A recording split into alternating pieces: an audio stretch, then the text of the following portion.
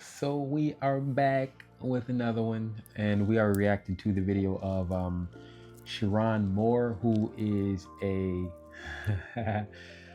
the Michigan State head coach, former head coach, who was just arrested on stalking charges. And yeah, it's a crazy, crazy story. So we're about to go through this real quick and give our commentary on this because this shit is crazy. Let's go. Will be placed on a GPS tether. You will not be released before that GPS tether is placed upon you.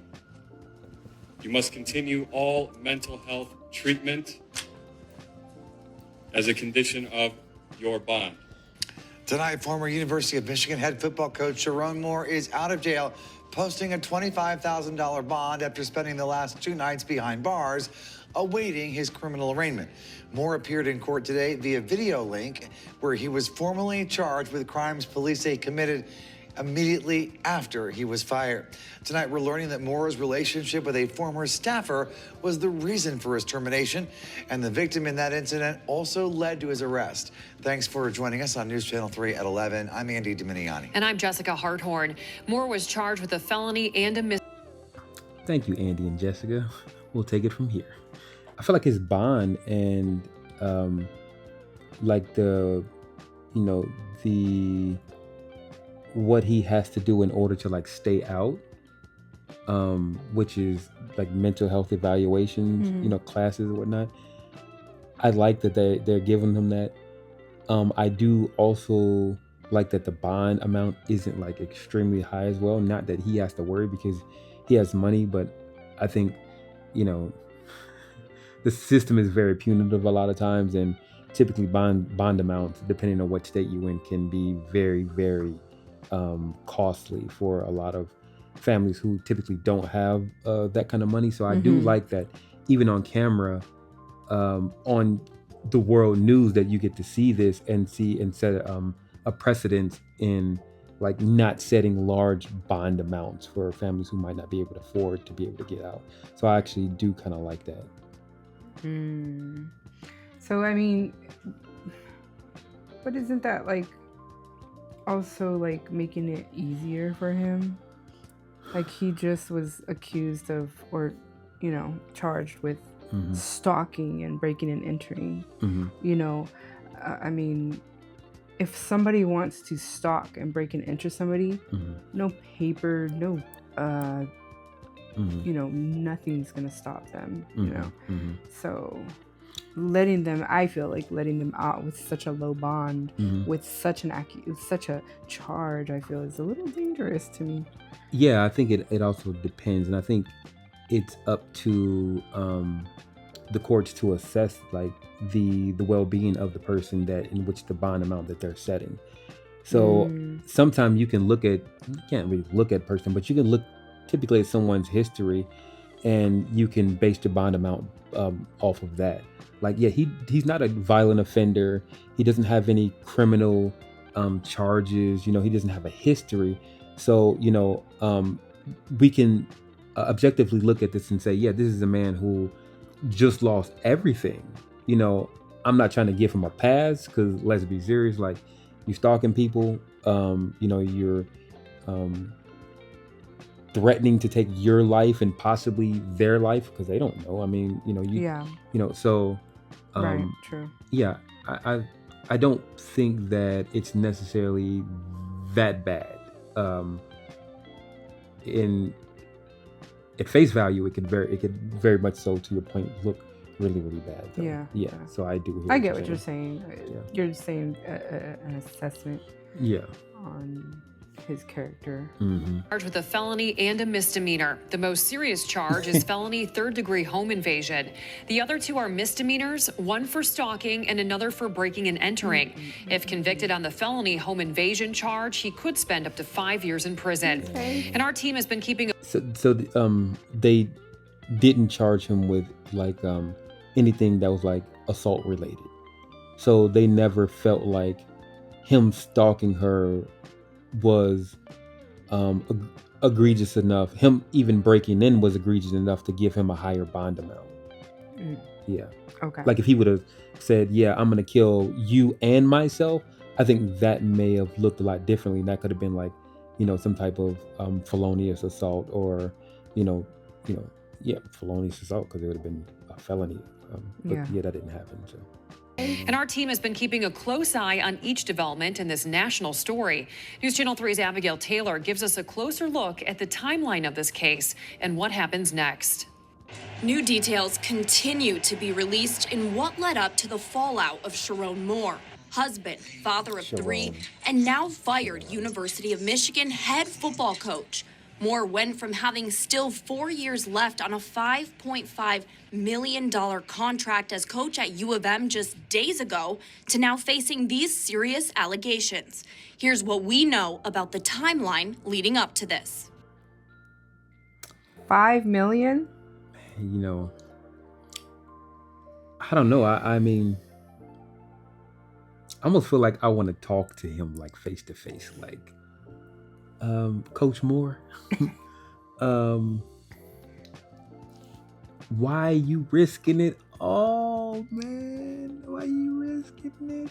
It's like when they say he about to risk it all. Yeah, like he really did that. Yeah, you got it all. You made it. You know what I mean? You're head coach. University didn't even want you. Previous coach said, I want him. And they made that happen. They paid you $5 million. With a high, potential buyout, and because of the nature of this case, you may not even qualify for the buyout, which was $13 million. Losing your family, maybe, potentially, we don't know. Losing all your credibility in the community, potentially losing your sanity. And your livelihood. I mean, you're out there doing what you love to do. And not even that. The livelihoods of like the family that you built. Yes. The crew. What about the crew? The crew. Like, I don't think anybody's even really talking about that. Like, all the young people that were depending on him. Yes. Yeah. So you mean the team? Yeah. Yeah, the team. And they're looking up to this guy, and they're seeing this is a role model. Yes. And this. Yes.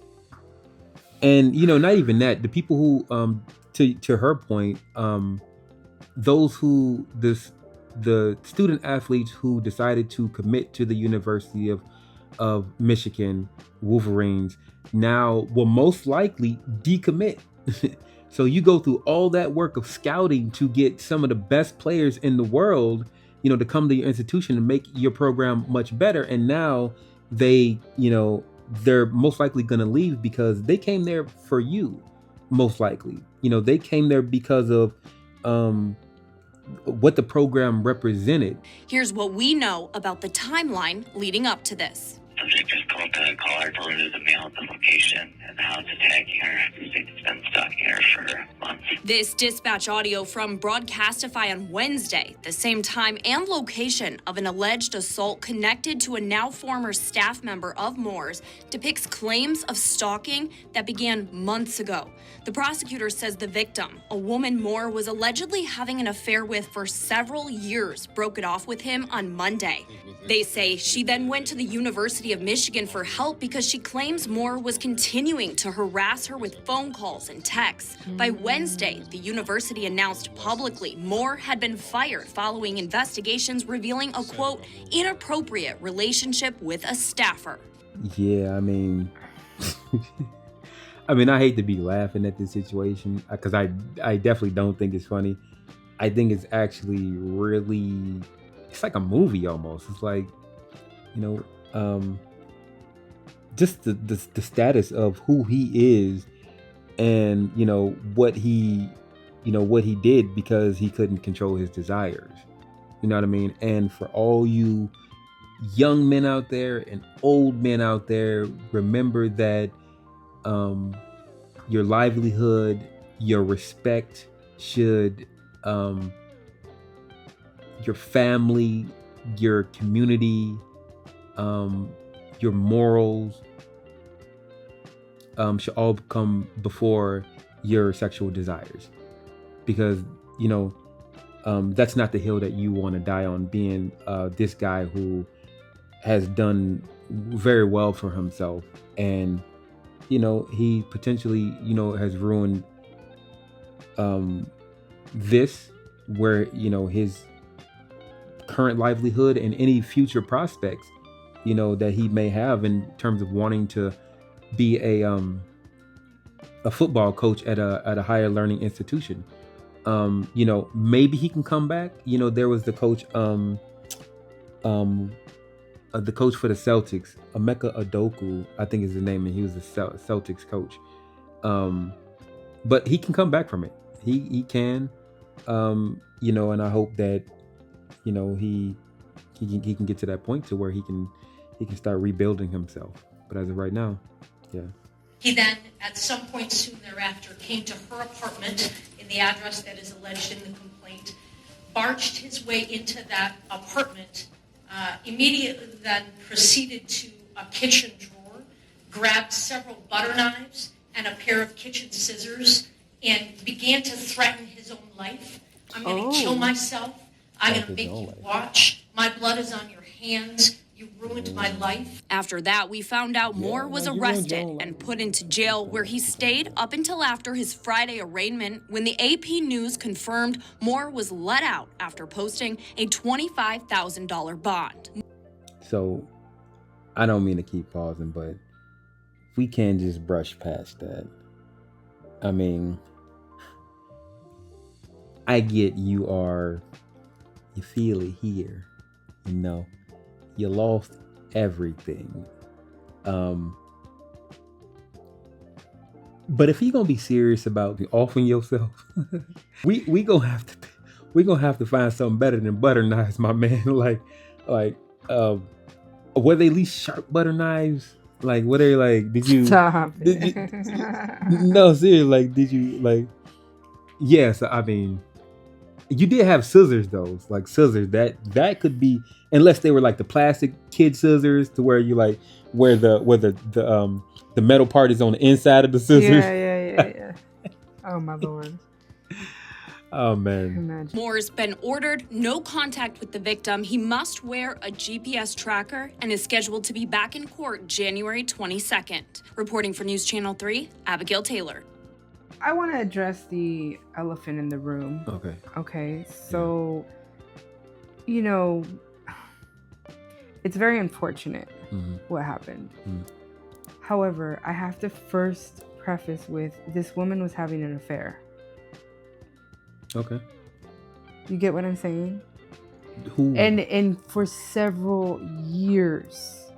Who's having an affair? The side one, the one that he attacked, the victim. Okay. The victim was having an affair with a married man for several years. Who is more at fault? The married man who knows that he's married? I'm not. Or, no, I'm just asking. I'm still finishing my thought. Oh, okay, go ahead. I'm just prefacing with, you're having an affair for multiple years. I just have to say that. Yeah, that's true. I mean, I'm not saying that I'm not excusing his behavior, but I'm also saying she was also amidst something that, I don't know. But I do feel like, she did the right thing to get help if she was being harassed and stalked. And, it's very unfortunate that he did what he did. And on his side, and it's like, you're married. You have this career going on, What are you doing, bro? What are you doing? But it's really unfortunate for. You know what? I gotta play devil's advocate for a second. If you make my point, I'm gonna be. No, I'm not gonna make your point. I am thinking more like, I get it. I get it to a certain degree. Get what? I understand that as a man, sometimes you just want a little bit more. You know what I'm saying? You like, yeah. So you see a pretty, you see a pretty little thing over there. You say, "Hey, little pretty little thing, you looking good." But you already okay. But you're married, and she leaves you. I know, so but then you can get another one. You ever had? Yes, that's very, very true. You have $5 million on the line. But I'm gonna say, I mean, his wife, respectfully, you know, she had. Oh, you already. She had 3 of your things already. She had 3 of your kids already, right? You know what I'm saying? You know what I'm saying? You didn't. You know what I'm saying? You didn't put her in a position. She your queen, right? But she's not the woman that she used to be, right? So you like, here we go. You know what I'm saying? You say, this girl over here, we used to do these things together with my wife. And now she's feeding a need that this girl is fulfilling in the moment. And hey, she can't be my wife. You know what I'm saying? Because my wife is my wife. You know what I'm saying? That's my queen. But that's your public representative. Let's get that right.